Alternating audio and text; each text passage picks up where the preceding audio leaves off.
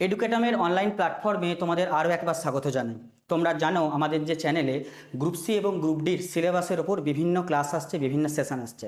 তো সেই সেশনের মধ্যে আমরা আজকে যেটা তোমাদের সামনে এনেছি, popular culture of India and West Bengal. তোমরা অলরেডি এর পার্ট 1-এর ভিডিও তোমরা দেখে নিয়েছো অনেকেই। তোমরা বলেছিলে যে স্যার পার্ট 2-র ভিডিওটা প্লিজ আপলোড করবেন। তো তোমাদের জন্যই এনেছি আজকে পার্ট 2, যেটা popular culture of India and West Bengal.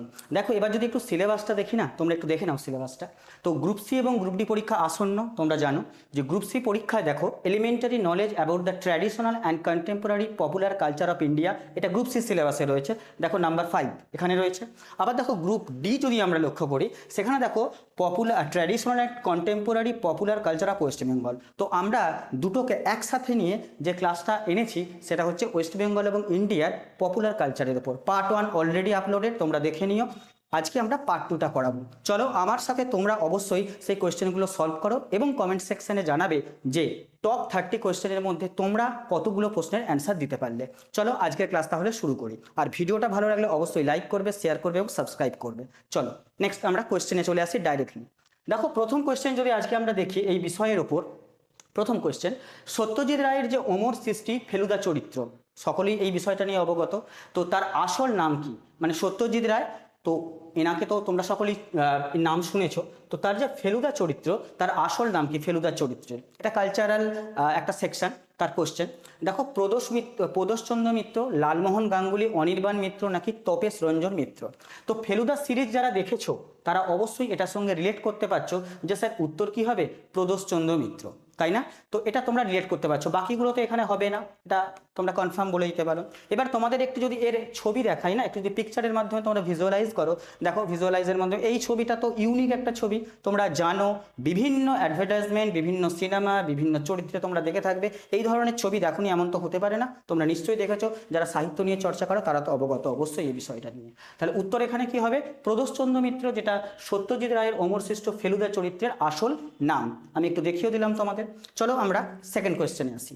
তো আজকের সেকেন্ড কোয়েশ্চেন কি বলছে, যে বাউল গানকে ইনট্যাঞ্জেবল কালচারাল হেরিটেজ হিসাবে স্বীকৃতি দিয়েছে কোন সংস্থা? দেখো এই ইনট্যাঞ্জেবল কালচারাল হেরিটেজ এই বিষয়টা নিয়ে আমি আগের একটা ভিডিওতে অলরেডি বলেছিলাম যে পশ্চিমবঙ্গের একটা উৎসব আছে, সেটাও কিন্তু এই আখ্যাটা দেওয়া হয়েছে, এই তকমাটা দেওয়া হয়েছে। সেটা কি বলেছিলাম বলো তো? সেটা বলেছিলাম যে দুর্গাপূজা। তো ঠিক আছে, তো দুর্গাপূজা বাঙালির কাছে একটা ইমোশন, তাই না? তো সেরকমই ইনট্যাঞ্জেবল কালচারাল হেরিটেজ হিসাবে স্বীকৃতি দেওয়া হয়েছে বাউল গানকে। এবারে কোশ্চেনটা একটু ট্রিকি করেছি। কি করেছি? আমি জিজ্ঞেস করেছি তোমাকে কোন সংস্থা এই ট্যাগলাইনটা বা এই ট্যাগটা দেয়, এটা তোমাদের জিজ্ঞেস করেছি। চারটে অপশান দেখো, ইউএনডিপি, ইউনিসেফ, ইউনেস্কো নাকি হু। এই চারটে অপশান তোমাদের জিজ্ঞেস করেছি। তো তোমরা জানো আগের পার্ট 1 যারা দেখেছো তারা অবভিয়াসলি বলতে পারবে যে স্যার ইউনেস্কোর তরফ থেকে ইনট্যাঞ্জেবল কালচারাল হেরিটেজ এই তকমাটা দেওয়া হয়েছে কাকে? বাউল গানকে। এখন স্যার প্রশ্ন, তো বাউল গানকে কোন সাল নাগাদ এটা দেওয়া হয়েছে? তো তোমরা যদি দেখো অফিসিয়াল এন্ট্রি, সেটা হচ্ছে 2010 সালে বাউল গানকে ইনট্যাঞ্জেবল কালচারাল হেরিটেজের তকমা দেওয়া হয়েছে। আচ্ছা, এর পাশাপাশি যদি আমি বাকি অপশানগুলোকে একটু বিশ্লেষণ করি, কোথা থেকে কোয়েশ্চেন আসবে আমরা কেউ জানি না। তো বাকি অপশানগুলোর সম্পর্কে যতটুকু আমাদের নলেজ আছে সেটা তোমাদের পড়া উচিত, জানা উচিত। দেখো ইউনেস্কোর হেডকোয়ার্টার, এটা তো পরীক্ষায় প্রিভিয়াস ইয়ারের কোয়েশ্চেনে অবভিয়াসলি তোমরা পড়েছো। তো এর হেডকোয়ার্টার কোথায়? না, এর হেডকোয়ার্টার হচ্ছে প্যারিস। ইউনেস্কোর হেডকোয়ার্টার কোথায়? প্যারিস। ক্লিয়ার? বাকি অপশানগুলো দেখবো। দেখো হু, ওয়ার্ল্ড হেলথ অর্গানাইজেশন, তাই তো? তো হু তার হেডকোয়ার্টার কোথায়? জেনিভাতে হেডকোয়ার্টার। ওকে, তো তোমাদের বলতে হবে, তোমাদের একটা হোম টাস্ক বা হোমওয়ার্ক বলতে পারো। এই যে হু যে সংস্থাটা না, এই হু সংস্থাটার যে এস্টাবলিশমেন্ট হয়েছিল যে ডেটে, সেই ডেটটায় বিশ্ব স্বাস্থ্য দিবস পালন করা হয়। তোমাদের জানাতে হবে কমেন্ট সেকশানে কোন দিন সেটা বিশ্ব স্বাস্থ্য দিবস বা ওয়ার্ল্ড হেলথ ডে পালন করা হয়। তোমরা কমেন্ট সেকশানে সেটা জানাবে। আশা করি তোমাদের উত্তরের অপেক্ষায় আমরা থাকবো কমেন্ট সেকশানে। তোমরা এটা জানাবে। আমি হেডকোয়ার্টার বলে দিলাম কোথায়? জেনিভাতে। এবার বাকি দুটো অপশানে দেখো, ইউএনডিপি অ্যান্ড ইউনিসেফ, দুটো বড় বড় সংস্থা। এই দুজনের হেডকোয়ার্টার কোথায়? এই দুজনেরই হেডকোয়ার্টার তোমার কোথায়? নিউ ইয়র্কে। দুজনেরই হেডকোয়ার্টার কোথায়? নিউ ইয়র্কে। তো পাশাপাশি আমি অপশানগুলো তোমাদের আলোচনা করে দিলাম তোমাদের সুবিধার্থে। তো এই প্রশ্নের উত্তর কি হবে? এই প্রশ্নের উত্তর হবে ইউনিসেফ, মানে অপশান সি। এবার আমরা একটু চিত্রের মাধ্যমে দেখে নেব যে ইউনিসেফের যে হেডকোয়ার্টার বা তার একটু বিল্ডিংয়ের একটা ছবি দেখো, যাতে তোমরা ভিজুয়ালাইজ করতে পারো, কানেক্ট করতে পারো। তো সেই জন্য দেখো আমি একটা ছবি দিয়ে দিয়েছি, ওখানকার হেডকোয়ার্টারের একটা ছবি দিয়ে দিয়েছি। ক্লিয়ার? যাবো আমরা 3 নম্বর কোশ্চেনে। তো 3 নম্বর কোশ্চেন যাওয়ার আগে তোমাদের জন্য একটা বিশেষ ঘোষণা, সেটা কি না, আমাদের 15টা প্র্যাকটিস সেটের একটা বই আছে, অনেকে তার পিডিএফ নিয়েছো। এই দেখো বইটা, আসন্ন গ্রুপ সি এবং গ্রুপ ডি পরীক্ষাকে লক্ষ্য করেই এই প্র্যাকটিস সেট আমরা লঞ্চ করেছি, তোমরা অনেকেই এটা নিয়েছো। তো এই সেট তুমি যদি পেতে চাও, 15টা প্র্যাকটিস সেট, তোমাদের কি করতে হবে, এই নাম্বারে জাস্ট একটা হোয়াটসঅ্যাপ করতে হবে এবং বলতে হবে যে স্যার আমি প্র্যাকটিস সেটের বিষয়ে জানতে চাই বা প্র্যাকটিস সেটের বিষয়ে আমি প্র্যাকটিস সেটটা নিতে চাই, পরিষ্কার কথা। তো আমাদের টিম তোমাকে একটা কিউআর কোড পাঠিয়ে দেবে, তুমি পেমেন্ট করবে এবং সেটা আমাদের সাথে শেয়ার করে দেবে। 150 টাকার বিনিময়ে, মাত্র 150 টাকার বিনিময়ে তোমরা এই 15টা সেট পেয়ে যাবে, যেখানে দেখবে তোমার প্র্যাকটিস সেটের সি এবং ডি এর যে কোশ্চেনের কোয়ালিটি, আশা করি তোমরা ঠকবে না। সেখানে ভালো কোয়ালিটির আমাদের অভিজ্ঞ টিচারদের দ্বারা এগুলো করা হয়েছে 15টা প্র্যাকটিস সেট। যারা নিয়েছো তারা ভালো রিভিউ দিয়েছো অবশ্যই, যারা নিতে চাও তারা এই নাম্বারে হোয়াটসঅ্যাপ করবে। তবে তোমাদের জন্য একটা বিশেষ অফার মানে ওয়েট করছে 23শে জানুয়ারিতে, তো সেইটা আমরা তার আগের দিন ঘোষণা করে দেবো কি অফারটা আসছে। এই মুহূর্তে আমি বলছি না কি অফার আসছে, তবে আজকে যদি নিতে চাও তোমরা এই নাম্বারে হোয়াটসঅ্যাপ করবে, বাকিটা আমাদের টিম তোমাদের জানিয়ে দেবে। চলো আজকে 3 নম্বর কোশ্চেন। 3 নম্বর কোশ্চেন দেখো, কলকাতার নন্দন সাংস্কৃতিক কেন্দ্রটি কোন বিষয়ের সাথে যুক্ত? দেখো নন্দন এই কথাটা, দেখো তোমরা কলকাতার নন্দন এই জিনিসটা, এই সাংস্কৃতিক কেন্দ্রটা যদি নাম শুনে থাকো, নাকি নাম শুনে আছো অবশ্যই, তো তোমরা সহজেই বুঝতে পারবে নন্দন যে সাংস্কৃতিক কেন্দ্রটা না, তো এর যে প্রতিষ্ঠা কার হাত ধরে হয়েছিল না, সেটাও হয়েছিল কিন্তু সত্যজিৎ রায়ের হাত ধরে, বিখ্যাত পরিচালক সত্যজিৎ রায়, তো তার হাত ধরেই কিন্তু কলকাতার যে নন্দন সাংস্কৃতিক কেন্দ্র সেটা প্রতিষ্ঠা হয়েছিল। আর একটা শুনে থাকবে, কলকাতা ইন্টারন্যাশনাল ফিল্ম ফেস্টিভ্যাল, তার একটা প্রধান কেন্দ্র কিন্তু এই নন্দন। ক্লিয়ার? তো আমি যখন বলিয়ে দিলাম ফিল্ম ফেস্টিভ্যাল, তো স্যার উত্তর নিশ্চয়ই কী হবে, চলচ্চিত্র। তো কলকাতার নন্দন সাংস্কৃতিক কেন্দ্রটি কোন বিষয়ের সাথে যুক্ত? অবভিয়াসলি চলচ্চিত্রের সাথে যুক্ত। এবং কলকাতা ইন্টারন্যাশনাল ফিল্ম ফেস্টিভ্যাল, তার প্রধান যে কেন্দ্র সেটাও কিন্তু এই কলকাতার নন্দন। তোমরা হয়তো অনেকেই গেছো, গিয়ে থাকবে। আর আমি একটু তার ছবি দেখিয়ে দিচ্ছি, দেখো ওয়েস্ট বেঙ্গলের ফিল্ম সেন্টার নন্দনের একটা ছবি দেখে দিয়েছি, তোমরা আশা করি পরিচিত এর সাথে। ক্লিয়ার? চলো আমরা পরের কোয়েশ্চেনে যাই। দেখো 4 নম্বর কোশ্চেন আজকের কি বলছে, বিখ্যাত যে লোকসঙ্গীত টুসু উৎসব প্রধানত কোন ঋতুতে পালিত হয়? ঠিক আছে, বিখ্যাত লোকসঙ্গীত টুসু উৎসব প্রধানত কোন ঋতুতে পালিত হয়? আগে ছবিটা একটু দেখে নাও, আঞ্চলিক উৎসব এগুলো। তো এই ছবিটা একটু দেখে নাও, যে দেখো ছবির বিভিন্ন আমি দিয়ে দিয়েছি, ছবিটা দেখে তোমরা একটা আইডিয়া করতে পারছো। এবার প্রশ্ন হচ্ছে স্যার কোন ঋতুতে এটা হয়, তাই না? তো এটা জেনারেলি তোমার হয়ে থাকে টুসু উৎসবে, টুসু দেবীকে তোমার স্মরণ করে একটা আঞ্চলিক পূজা টুজা বা আঞ্চলিক তোমার একটা অনুষ্ঠান হয়। সেটা কখন? মোটামুটি শীতকালের সময় এই টুসু উৎসব হয়ে থাকে। তো এখানে তার একটা সুন্দর ছবি তোমাদের দিয়ে দিয়েছি, আশা করি বুঝতে পারলে যে লোকসঙ্গীত, বাউল, এই যে জিনিসগুলো যেটা হচ্ছে আমাদের একটা কালচারের ঐতিহ্য, ওয়েস্ট বেঙ্গল তথা ইন্ডিয়ার কালচারের একটা ঐতিহ্য, সেগুলো কোথায় কোথায় হয়, সেগুলো স্পেশাল বৈশিষ্ট্য কী, সেগুলো তোমাদের জানতে হবে। কেন না, আসন্ন গ্রুপ সি এবং গ্রুপ ডি পরীক্ষা দুটোতেই কিন্তু সিলেবাসে রয়েছে। তো এখান থেকে কোশ্চেন তো 100% আসবে, তোমাকে প্রিপেয়ার থাকতে হবে। আশা করি বোঝাতে পারলাম।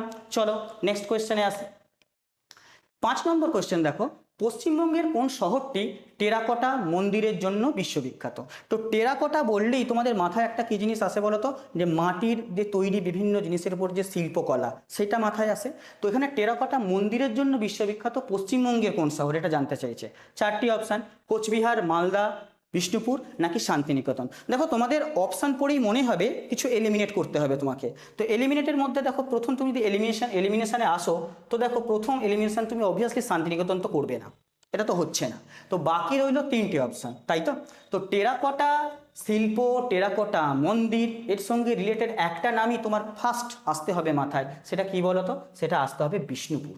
তো বাঁকুড়ার বিষ্ণুপুর যে শহর, যেখানে এককালে যে মল্ল রাজা, সেই মল্ল রাজাদের রাজত্ব ছিল, তারা অনেক মন্দির টন্দির বানিয়েছে, মল্ল রাজাদের রাজত্বকালে অনেক মন্দির বানিয়েছে।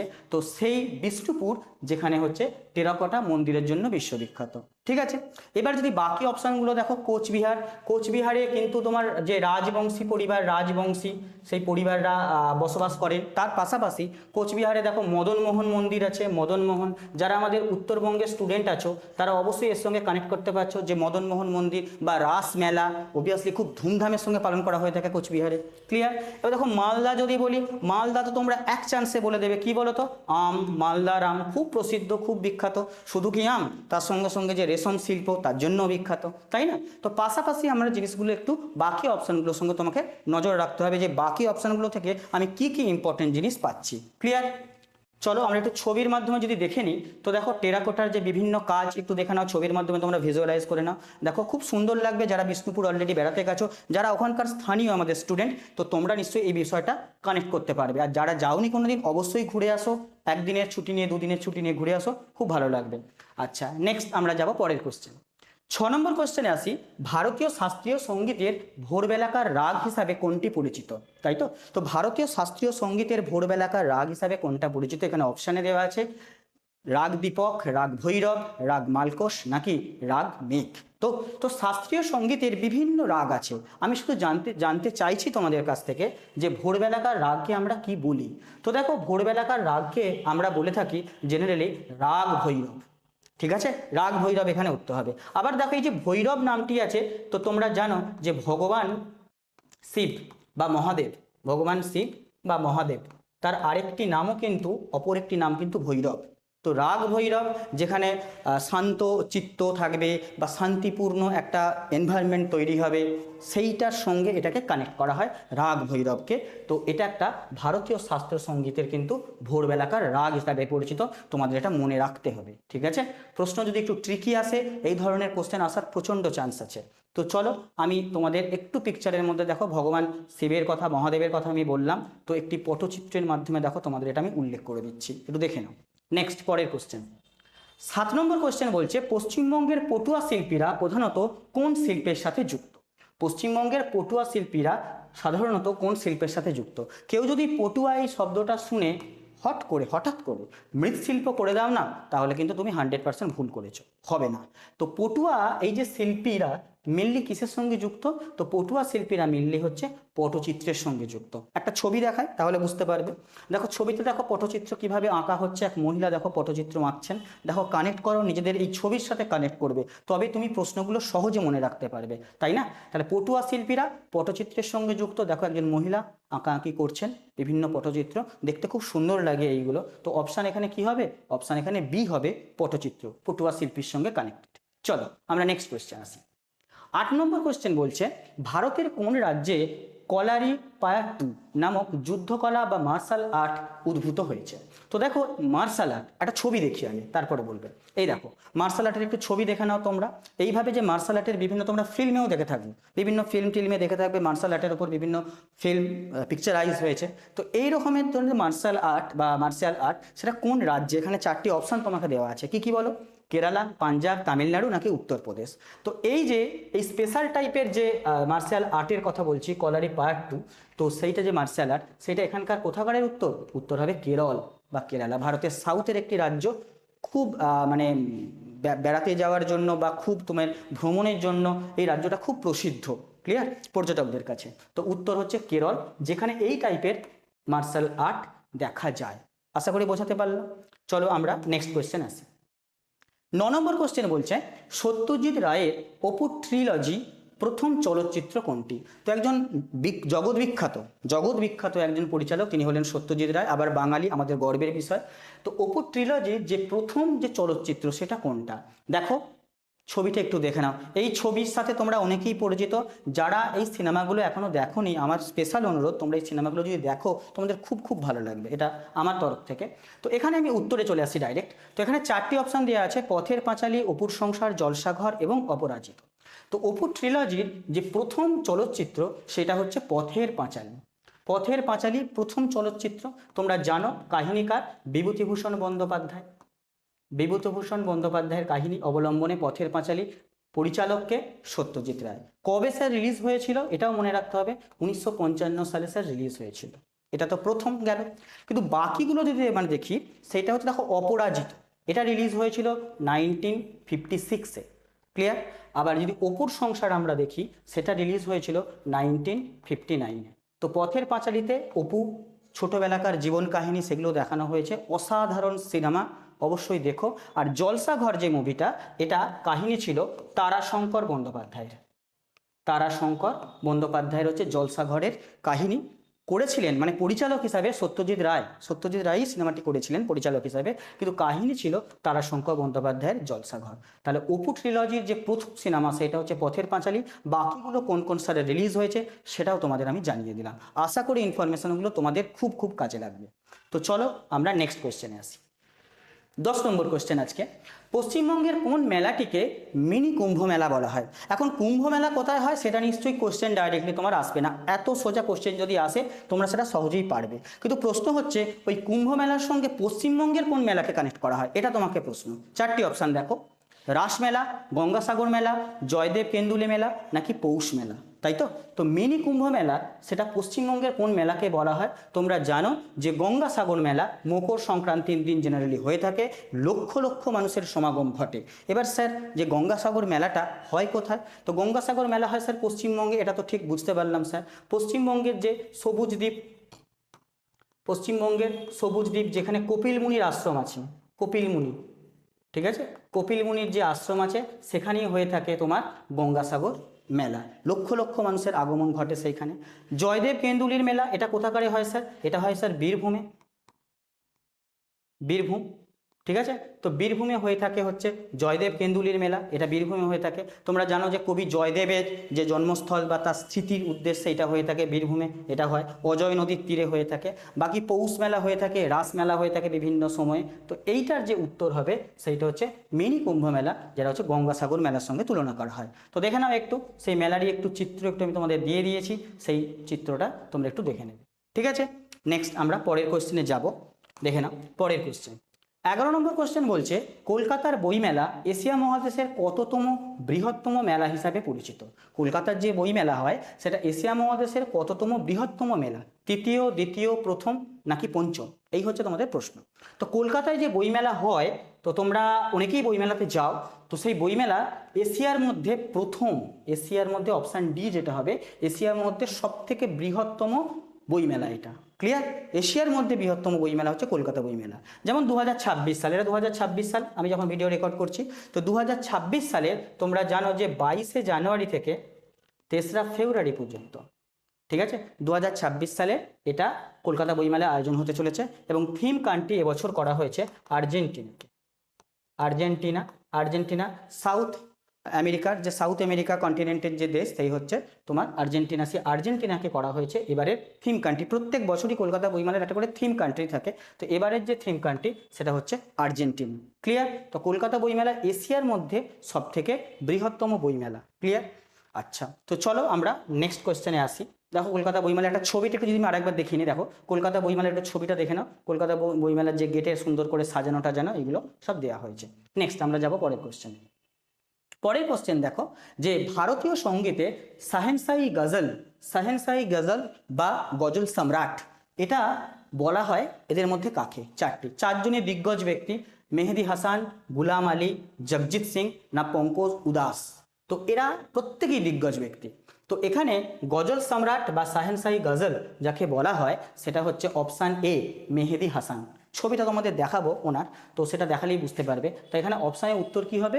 মেহেদি হাসান। তো দেখো ছবিটা একটু দেখে নাও, তো ছবি একটু দেখে নাও, ছবিতে দেখো ইনি হলেন মেহেদি হাসান, তার ছবি একটু দিয়েছি, গজল সম্রাট বলা হয়, গজল সম্রাট, দেখতে পাচ্ছ আশা করি।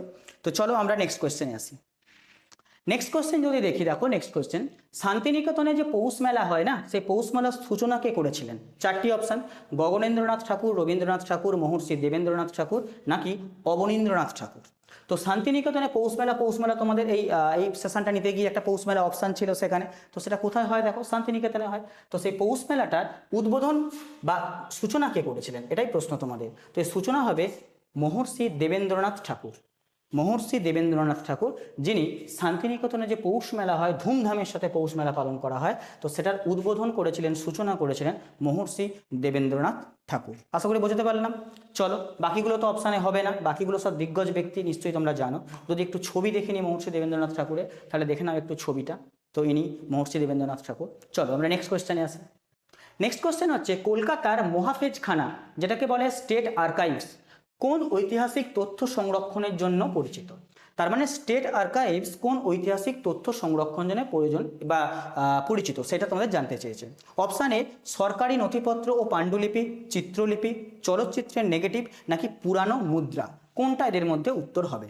তো মহাফেজখানা বা স্টেট আর্কাইভস এটা বললে তোমার মাথায় একটা জিনিস আসা উচিত যে পুরানো জিনিসপত্র, পুরানো নথিপত্র যেখানে সংরক্ষণ করা হয় সেটাকে জেনারেলি মহাফেজখানার সাথে তুলনা করা হয়। তো এখানে দেখো অপশান কি আছে, তো অপশানে একটাই রয়েছে যে সরকারি নথিপত্র বা পাণ্ডুলিপি সেইগুলো যা সংরক্ষণ করা হয় সেটা কলকাতার মহাফেজখানা, যেখানে এই জিনিসগুলো সব সংরক্ষণ করা হয়। তাহলে অপশান এ। তো একটু দেখো তার গেট আপ যদি আমি দেখিয়ে দিই, দেখো একটু দেখো কলকাতার আমাদের পশ্চিমবঙ্গের কলকাতায় দেখো মহাফেজখানার একটা আমি বিল্ডিংয়ের ছবি দিয়ে দিয়েছি, যেখানে রাজ্য, এখানে লেখা আছে শিক্ষা বিভাগ, সব লেখা আছে এখানে। ক্লিয়ার? তুমি ছবির মাধ্যমে একটু ভিজুয়ালাইজ করে নাও। নেক্সট পরের কোশ্চেন দেখো, কলকাতার কলকাতা বলছি, পশ্চিমবঙ্গের ভাওয়াইয়া গান মূলত কোন অঞ্চলের লোকসঙ্গীত? দেখো এই লোকসঙ্গীত কালচারের কিন্তু খুব ইম্পর্ট্যান্ট একটা পার্ট, তাই তো? তো এইখানে এই যে ভাওয়াইয়া এটা এক ধরনের লোকসঙ্গীত, তোমাকে বলতে হবে এটা কোথাকারের লোকসঙ্গীত। তো আমাদের যারা স্টুডেন্ট গোটা পশ্চিমবঙ্গের উত্তরবঙ্গ থেকে দক্ষিণবঙ্গে আছো, তো যারা যাদের এই এলাকার এই গানটা, তারা অবভিয়াসলি উত্তর দিয়ে দিয়েছো, তাই না? কিন্তু বাকিদের জানাটা একটু দরকার। সুন্দরবন, পুরুলিয়া, উত্তরবঙ্গ নাকি হাওড়া, কোন জায়গাকার এটা স্পেশাল লোকসঙ্গীত, তাই তো? তো এখানে উত্তর কি হবে বলো তো? যারা উত্তরবঙ্গের ছেলেমেয়েরা আছো তারা অবভিয়াসলি জেনে গেছো যে উত্তরবঙ্গের এক ধরনের লোকসঙ্গীত হচ্ছে ভাওয়াইয়া। যদি আমরা উত্তরবঙ্গ বলি তাহলে সেটা আমরা কোচবিহার দেখতে পাবো, কোচবিহার ওখানে দেখতে পাবো, বা তুমি বলতে পারো আলিপুরদুয়ার। তো ওই জায়গায় লোকাল এগুলো লোকসঙ্গীত। তো ভাওয়াইয়া এটা কোথাকারে? উত্তরবঙ্গের। এটা মনে রাখবে, তোমাদের মনে রাখা খুব প্রয়োজন, সে উত্তরবঙ্গের এই তোমার মূলত লোকসঙ্গীতগুলো। ক্লিয়ার? চলো আমরা যাব পরে যদি দেখি আমরা, তো এখানে দেখে নাও একটু পরের আমরা ছবিটার মাধ্যমে একটু দেখে নিই। দেখো ওখানকার সঙ্গীতের একটা স্পেশাল বৈশিষ্ট্য, যেখানে সেখানকার ঐতিহ্য, সেখানকার কালচার তুলে ধরা হয় এই নাচ, গান, সঙ্গীতের বা লোকসঙ্গীতের মাধ্যমে। ক্লিয়ার? চলো নেক্সট 16 নম্বর কোশ্চেন। ভারতের কোন মন্দিরটি রথের আকৃতিতে নির্মিত এবং এর চাকায় সময় গণনা করা হয়? দেখো এখানটা খুব ইম্পর্টেন্ট পয়েন্ট, যে মন্দিরটা রথের আকৃতিতে নির্মিত, এটা তো স্যার ঠিক আছে, কোনো অসুবিধা নেই, কিন্তু এর চাকার সাহায্যে আমরা কি করি? সময় গণনা করি। তো তোমরা যারা জানো যে কি বলতো, চাকার সাহায্যে সময় গণনা বললে এখানে 4টি যে অপশান আছে না, সে 4টি অপশান পড়েই তুমি বুঝতে পারবে কোথায় আমরা তৎকালীন দিনে চাকার সাহায্যে সময় গণনা করতাম। তখন তো আমরা এত স্মার্ট হইনি যে আমাদের কাছে ঘড়ি ছিল না। তো এই 4টি মন্দিরে এমন কিছু সিস্টেম আছে কোন মন্দিরটাতে, যেখানে চাকার সাহায্যে আমরা সময় গণনা করতে পারতাম ডে টাইমে। দেখো কোণারকের সূর্য মন্দির, বৃহদেশ্বর মন্দির, মীনাক্ষী মন্দির নাকি খাজুরাহ মন্দির? তো দেখো অপশানে উত্তর কি হবে না, কোণারকের সূর্য মন্দির। কোণারকের সূর্য মন্দির। তো খাজুরাহ মন্দির যে আছে সেটা কোথায়? মধ্যপ্রদেশে খাজুরাহ মন্দির আছে। ক্লিয়ার? তো কোণারক কোথায়? এটা নিশ্চয়ই জানো, উড়িষ্যাতে আছে কোণারকের সূর্য মন্দির। আচ্ছা, এবার রইল বৃহদেশ্বর মন্দির আর মীনাক্ষী মন্দির, দুটোই কিন্তু কোথায়? তামিলনাড়ু। মীনাক্ষী মন্দিরটা কোথায়? তামিলনাড়ুর মাদুরাইয়ে আছে হচ্ছে মীনাক্ষী মন্দির, আর বৃহদেশ্বর মন্দির আছে তামিলনাড়ুরই তাঞ্জোরে আছে মীনাক্ষী, এই বৃহদেশ্বর মন্দির। কিন্তু চাকার সাহায্যে সময় গণনা করা যায়। স্যার তাহলে একটা ছবি দেখাবো, নিশ্চয়ই দেখাবো। দেখো ছবিটা দেখলে তোমাদের সকলের পরিচিত সেই ছবি। কি ছবি? দেখো এই ছবিটা তোমরা বিভিন্ন জায়গায় দেখেছো। কেউ যদি কোণারকের মন্দির নাও যেয়ে থাকো তাহলেও কিন্তু এই ছবির সঙ্গে তোমরা পরিচিত। এই ছবি অনুসারে দেখো 8 প্রহর, ওইভাবে প্রহর গণনা করা হতো। সূর্য পূর্ব দিকে উঠলে তার ছায়া কোন দিকে পড়বে, অস্ত যাওয়ার সময় সেইভাবে কিন্তু তখন গণনা করা হতো, যখন আমরা ঘড়ির আবিষ্কার করতে পারিনি। দেখো কতখানি আধুনিক চিন্তাভাবনার সঙ্গে এইসব জিনিস তৎকালীন দিনের আমাদের সংস্কৃতির একটা ঐতিহ্য বহন করছে, তাই না? তো চলো আজকের নেক্সট কোয়েশ্চেন। পরের কোশ্চেন দেখো 17 নম্বর। বিখ্যাত বাঙালি গোয়েন্দা চরিত্র ব্যোমকেশ বক্সী এর স্রষ্টাকে? বিখ্যাত বাঙালি গোয়েন্দা চরিত্র ব্যোমকেশ বক্সী এর স্রষ্টাকে? শরদিন্দু বন্দ্যোপাধ্যায়, নিহার রঞ্জন গুপ্ত, সৈয়দ মুস্তাফা সিরাজ নাকি প্রেমেন্দ্র মিত্র? দেখো ব্যোমকেশ বক্সীর একটা কভার পেজের আমি ছবি দিয়ে দিয়েছি, ঠিক আছে? ছবির সঙ্গে রিলেট করে তোমরা বলো উত্তরটা কি হবে। তো উত্তর নিশ্চয়ই তোমরা করে ফেলেছো যে শরদিন্দু বন্দ্যোপাধ্যায়। তো তার যে বিখ্যাত যে গোয়েন্দা চরিত্র সেটা হচ্ছে ব্যোমকেশ বক্সী। সত্যান্বেষী ব্যোমকেশ বক্সী নামটা শুনেছ? সত্যান্বেষী ব্যোমকেশ বক্সী। তো শরদিন্দু বন্দ্যোপাধ্যায় গোয়েন্দা চরিত্র। ক্লিয়ার? আবার প্রেমেন্দ্র মিত্র যদি বলো সৃষ্টির মধ্যে একটা চরিত্র, সেটা হচ্ছে ঘনাদা। একটা যারা বিভিন্ন সাহিত্য নিয়ে চর্চা করো বা পড়ে থাকো তারা এটা পড়ে থাকবে। তোমাদের উত্তর দিতে হবে নিহার রঞ্জন গুপ্ত। তো ওনার সৃষ্ট কোনো গোয়েন্দা চরিত্র যদি থাকে তোমরা কমেন্ট সেকশনে উত্তর দেবে। ক্লিয়ার? ওনার সৃষ্ট কোনো গোয়েন্দা চরিত্র থাকলে তোমরা সেটা কমেন্ট সেকশনে উত্তর দেবে, তোমাদের জন্য এটা হোমওয়ার্ক রইল। ক্লিয়ার? তো দেখো ব্যোমকেশ বক্সীর একটা আমি দিয়ে দিয়েছি অলরেডি। চলো আমরা নেক্সট কোয়েশ্চেন আসি। 18 নম্বর কোশ্চেন আজকে, যে পশ্চিমবঙ্গের পটুয়া শিল্পীরা তাদের পটের মাধ্যমে মূলত কি বর্ণনা করেন। তো আগে একটা কোশ্চেনে আমি বলেছি যে পটুয়া শিল্পী যারা তারা কিভাবে এক মহিলার চিত্র দিয়ে তোমাদের দেখিয়েছিলাম যে কিভাবে তারা অঙ্কন করছে। এবার আমার প্রশ্ন এখানে যে পটুয়া শিল্পীরা তাদের পটের মাধ্যমে কি অঙ্কন করে, কি জিনিস অঙ্কনের মাধ্যমে তারা বিষয়টা তুলে ধরে। তো এখানে 4টি অপশান দেখো, পৌরাণিক ও সামাজিক কাহিনী, আধুনিক বিমূর্ত শিল্প, শুধুমাত্র প্রাকৃতিক দৃশ্য, নাকি বিদেশের ইতিহাস। তাই তো তো এখানে দেখো পটুয়া শিল্পীরা মূলত তার পটের সাহায্যে, যদি ছবিটা আমি দেখি, দেখো ছবির মাধ্যমে যদি দেখি তাহলে দেখো ছবিতে আমরা কি দেখব। তো ছবিতে আমরা যদি দেখি তাহলে দেখব যে এই দেখো পটুয়া শিল্পীরা এইরকমভাবে বিভিন্ন পটচিত্র তুলে ধরেন। তো কি তুলে ধরেন, সেখানে হচ্ছে বিভিন্ন যে সামাজিক এবং পৌরাণিক যে কাহিনী। এবার সামাজিক পৌরাণিক কাহিনী বলতে কি বোঝায় বলো তো, এই দেখো রামায়ণ, মহাভারত, পুরাণ, এইগুলো তো আমাদের পৌরাণিক কাহিনী, তার মধ্যে বিভিন্ন চরিত্র উঠে আসে। তো সেইগুলোই শিল্পীরা তাদের মানে মানে কর্মকুশলতায় সেগুলো তুলে ধরে। তাই তো তো তারই একটা চিত্র আমি তোমাদের দেখিয়ে দিলাম, তাই না? তাহলে পটুয়া শিল্পীরা মেনলি পৌরাণিক এবং সামাজিক কাহিনী চিত্রশিল্পীর চিত্র মাধ্যমে তুলে ধরে। ক্লিয়ার? আশা করি বোঝাতে পারলাম। চলো আমরা 19 নম্বর কোয়েশ্চেনে আসবো। ভারতের জাতীয় সঙ্গীতে উৎকল যে শব্দটা, সেটা বর্তমানে কোন রাজ্যকে নির্দেশ করে? ক্লিয়ার? তো ভারতের জাতীয় সঙ্গীত তোমরা সেই সম্পর্কে পরিচিত। সেই জাতীয় সঙ্গীতে খুব ভালো করে নিশ্চয়ই লক্ষ্য করেছো, উৎকল বলে একটা ওয়ার্ড আছে, শব্দ আছে। সেই শব্দটা বর্তমানে কোন রাজ্যকে বোঝাবে? উড়িষ্যা, অন্ধ্রপ্রদেশ, মধ্যপ্রদেশ, নাকি বিহার? তাই তো তো উৎকল বলে যে শব্দটি বোঝাবে, সেটা মোস্ট অফ দ্য যে তোমার রাজ্যটাকে বোঝায় সেটা হচ্ছে উড়িষ্যা। এবার দেখো স্বাধীনতার সময় আর স্বাধীনতার পরবর্তী সময়, দুটো সময় কিন্তু আমাদের বাউন্ডারির অনেক চেঞ্জ হয়েছে। মানে রাজ্যের বাউন্ডারি চেঞ্জ হয়েছে, দেশের বাউন্ডারি অনেকটা চেঞ্জ হয়েছে। তো মোস্ট অফ দ্য জায়গাটা উড়িষ্যার মধ্যে পড়ে উৎকল বললে। ক্লিয়ার?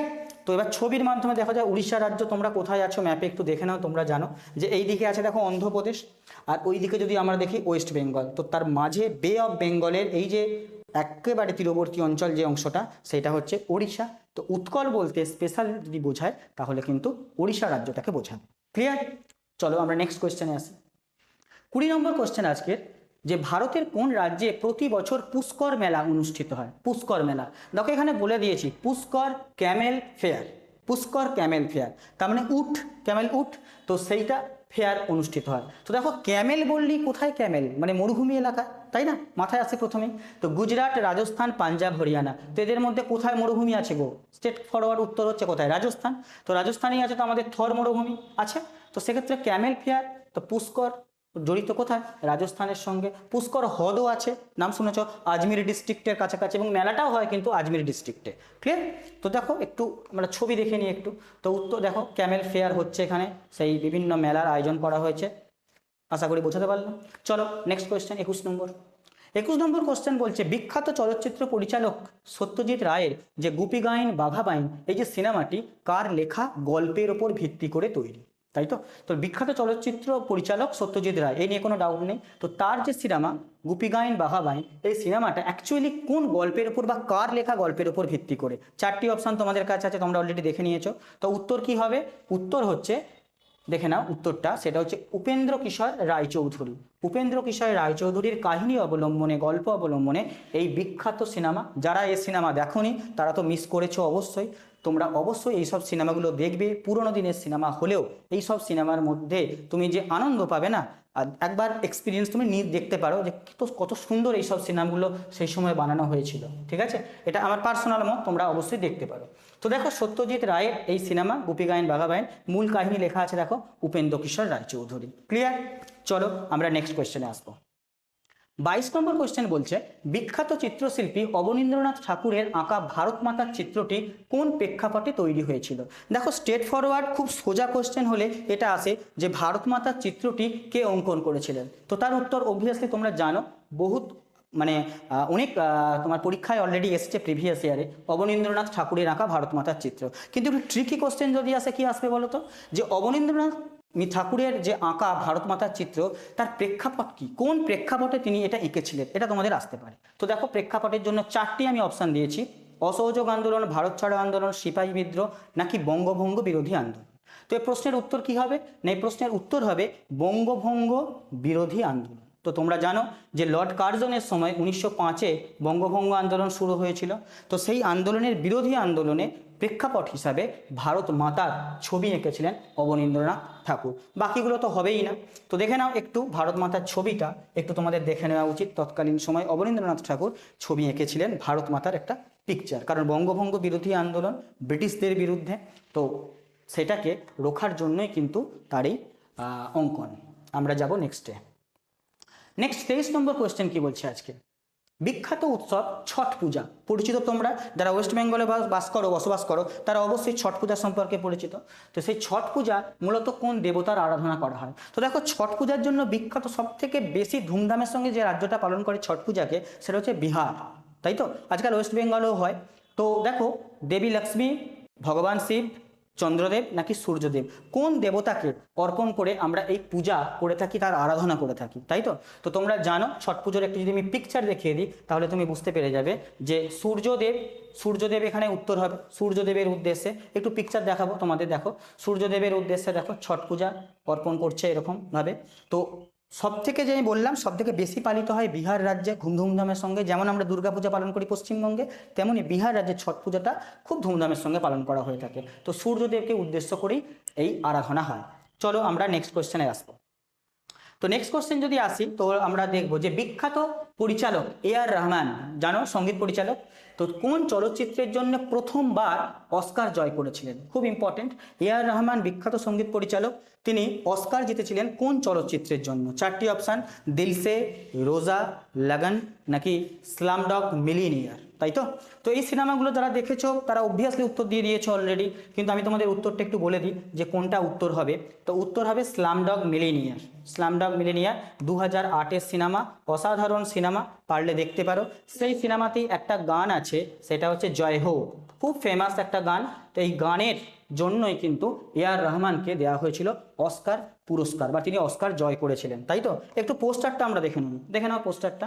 এই হচ্ছে স্লামডগ মিলিয়নিয়ারের দেখো পোস্টার। তো এখানে দেওয়া আছে যে পরিচালক যিনি ছিলেন, একটা হচ্ছে ক্রিশ্চিয়ান কলসন এখানে প্রডিউস করেছিলেন, আচ্ছা ড্যানি বয়েল এখানে পরিচালক ছিলেন, ড্যানি বয়েল ইনি পরিচালক ছিলেন। ক্লিয়ার? এই পোস্টারটা আমি দেখে নিলাম, তোমরা পারলে ইন্টারেস্টেড হলে অবশ্যই দেখে নিও। আর বাকি সিনেমাগুলো কিন্তু খুব হিট সিনেমা, সেগুলো সময় করে দেখে নেবে যদি তোমাদের মনে হয়। চলো আমরা 25 নম্বর কোয়েশ্চেনে আসি।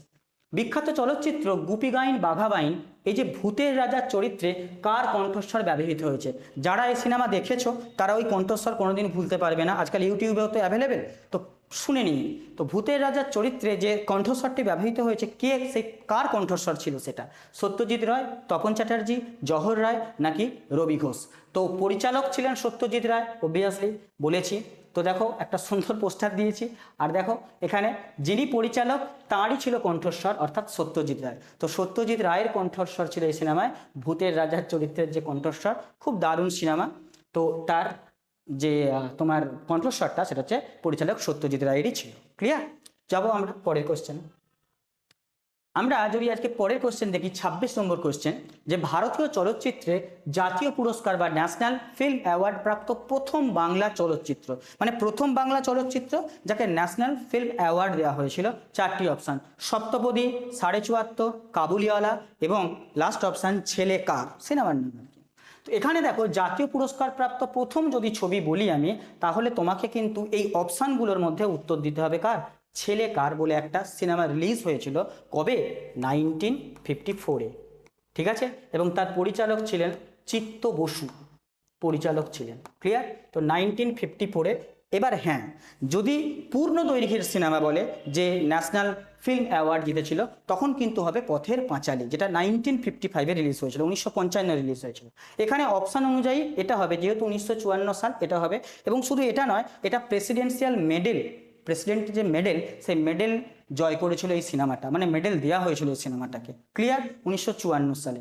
বাকি সপ্তপদী সিনেমা মানে কালোজয়ী সিনেমা, খুব ফেমাস একটা সিনেমা, উত্তম কুমার সুচিত্রা সেনের সেই জুটির সিনেমা। বাকি 74 আর এবং কাবুলিওয়ালা এই সিনেমাগুলো রয়েছে। তোমার উত্তর হবে অপশান ডি। এবার একটু পোস্টার দেখে নেবো, সিনেমাটা দেখে নাও। তৎকালীন দিনের যে 1954 সালের যে পোস্টার, সেই পোস্টার অনুসারে সিনেমাটা আমি তোমাদের দেখিয়ে দিলাম, তাই তো? নেক্সট চলো 27 নম্বর কোশ্চেন। পশ্চিমবঙ্গের কোন শহরটি তাঁতের শাড়ি বুননের জন্য সব থেকে বেশি পরিচিত এবং একে বাংলার ম্যানচেস্টার বলে? তাঁতের শাড়ির জন্য বিখ্যাত বাংলার ম্যানচেস্টার। তো একটু তাঁতের শাড়ির দেখো, তোমাদের কালেকশনের ছবি দেখিয়ে দিই। তো তোমাদের ছবি একটু দেখে দেখো, তাঁতের শাড়ি সম্পর্কে ছবি দেখিয়ে দিলাম। তো দেখিয়ে এখানে উত্তর কি হবে? তোমরা জানো যে শান্তিপুর। কোথায় শান্তিপুর স্যার? নদিয়া। নদিয়া ডিস্ট্রিক্টের শান্তিপুর, যেখানে তাঁতের যে শাড়ি, সে তাঁতের শাড়ির যে বুনন সেগুলো হয়, এবং বাংলার ম্যানচেস্টার বলা হয়। যারা শান্তিপুরের ওই সাইড থেকে আমাদের ভিডিও দেখছো তারা নিশ্চয়ই এর সঙ্গে পরিচিত, অবশ্যই পরিচিত থাকবে তোমরা। বাকিরা জেনে নাও যে শান্তিপুর হচ্ছে বাংলার ম্যানচেস্টার। ক্লিয়ার? যাবো আমরা নেক্সট কোয়েশ্চেনে। 28 নম্বর কোয়েশ্চেন বলছেন, বিখ্যাত সিনেমা শোলেতে ঠাকুর চরিত্রে অভিনয় করেছিলেন কোন প্রবাদ প্রতিম অভিনেতা? তো শোলে একটা বিখ্যাত সিনেমা, হিন্দি সিনেমা। যারা দেখেছো বা যারা দেখোনি তারা দেখে নিও। আর শোলে মানে কি বলবো, একটা সময় খুব হিট সিনেমা ছিল, আজও হিট সিনেমা। তো একটু আমরা পোস্টারটা দেখে নেবো, দেখে নাও পোস্টারটা একটু দেখে নাও। আমি যাকে বলছি একটা চরিত্রের নাম বলছি, চরিত্রটা হচ্ছে ঠাকুর চরিত্র। কে অভিনয় করেছিলেন? ইনি অভিনয় করেছিলেন ঠাকুর চরিত্রে, তাই তো? তো এখানে এনার নাম কি? এনার নাম হচ্ছে সঞ্জীব কুমার। তো শোলে সিনেমাতে ঠাকুর যে চরিত্র, সেই ঠাকুর চরিত্রে অভিনয় করেছিলেন সঞ্জীব কুমার। আচ্ছা, হেমা মালিনী ছিলেন, আর এখানে ছিলেন গব্বরের চরিত্রে আমজাদ খান ছিলেন। ঠিক আছে, গব্বরের চরিত্রে আমজাদ খান অভিনয় করেছিলেন। অসাধারণ মুভি। তো ভারতীয় ক্রিকেটে দেখবে গব্বর বলা হয় একজন ক্রিকেটারকে, এক্স ক্রিকেটার, এখন তিনি খেলা থেকে রিটায়ারমেন্ট নিয়ে নিয়েছেন। তো এই সিনেমায় গব্বরের ভূমিকা পালন করেছিলেন এই ব্যক্তি। ক্লিয়ার? আশা করি বোঝাতে পারলাম। তো শোলে সিনেমায় ঠাকুর চরিত্রে সঞ্জীব কুমার। নেক্সট, পরের 29 নাম্বার কোশ্চেন, বিখ্যাত সঙ্গীতজ্ঞ পণ্ডিত শিবকুমার শর্মা কোন বাদ্যযন্ত্রের সাথে যুক্ত ছিলেন? এটাও একটা কোশ্চেন, খুব ইম্পর্টেন্ট কোশ্চেন। শিবকুমার শর্মা কোন বাদ্যযন্ত্রের সাথে যুক্ত ছিলেন? তো এখানে 4টি অপশান দেওয়া আছে, দেখো, সারিঙ্গি, সরোদ, সেতার নাকি সন্তুর, তাই তো? তো শিবকুমার শর্মা এই নামটা একেবারে মানে মগজে তুমি ঢুকিয়ে নাও। এই নামটা আসলেই তুমি সঙ্গে সঙ্গে তোমার চোখ পড়ে যায় যেন সন্তুরের দিকে। তো সন্তুর একটা ইনস্ট্রুমেন্ট, সেই ইনস্ট্রুমেন্ট বাজানোর সঙ্গে এই বিখ্যাত ব্যক্তি যুক্ত ছিলেন। একটু ছবি দেখে নেবো আমরা। দেখো, বিখ্যাত সঙ্গীতজ্ঞ পণ্ডিত শিবকুমার শর্মা, তার সাথে সন্তুর বাজাচ্ছেন, এরকম একটা পিকচার আমি তোমাদের দেখিয়ে দিলাম। চলো আমরা আজকের লাস্ট কোশ্চেনে আসবো। কি আজকের লাস্ট কোশ্চেন?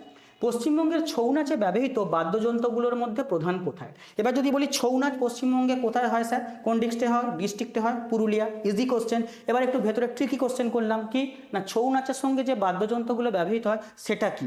4টি অপশান, তবলা ও হারমোনিয়াম, বেহালা ও গিটার, ধামসা ও মাদল, খোল ও করতাল, তাই তো? তো ছৌ নাচের একটা পিকচার একটু দেখে নিই আমরা। দেখো ছৌ নাচের পিকচার, এই পিকচার দেখে তুমি উত্তর দিয়ে দিতে পারবে আশা করি। হ্যাঁ, উত্তর তো তাই, তুমি যেটা ভাবছো সেটাই উত্তর। কি বলো তো? ধামসা মাদল। তো ধামসা মাদল এটা হচ্ছে ছৌ নাচে ব্যবহৃত বাদ্যযন্ত্রগুলোর মধ্যে এটা উত্তর হবে। তো তোমরা দেখবে আজকালকার দিনে বিভিন্ন প্রোগ্রাম, বিভিন্ন ডিস্ট্রিক্টে বিভিন্ন প্রোগ্রামে ছৌ নাচের যারা শিল্পী তাদেরকে আনানো হয়, প্রাচীন সংস্কৃতিকে আমাদের সামনে প্রেজেন্ট করা হয়, যাতে করে আমরা এই সংস্কৃতিগুলোকে বাঁচিয়ে রাখতে পারি, সংস্কৃতিগুলো দেখাশোনা করতে পারি। তো ছৌ নাচ তোমরা আজকালকার দিনে অনেকেই দেখে থাকবে, তাই যারা দেখোনি তারা দেখো, চেষ্টা করে বিভিন্ন জায়গায় এগুলো তোমরা দেখতেও পাবে, চেষ্টা করবে। আচ্ছা, ধামসা মাদল উত্তর হবে তোমাদের উত্তর। ঠিক আছে, তো আজকে 30টা কোশ্চেন তোমাদের জন্য থাকলো পপুলার কালচার, ইন্ডিয়া এবং ওয়েস্ট বেঙ্গল সম্পর্কে, তাই তো? তো তোমাদের আজকের সেশনটা কেমন লাগলো তোমরা অবশ্যই জানাবে। তোমরা যদি মনে করো যে স্যার পার্ট 3 আরও কিছু কোশ্চেন দিই, আমরা ভবিষ্যতে অবশ্যই আনবো। আজকের মতো সেশনটা তাহলে এই পর্যন্তই থাকলো। ধন্যবাদ।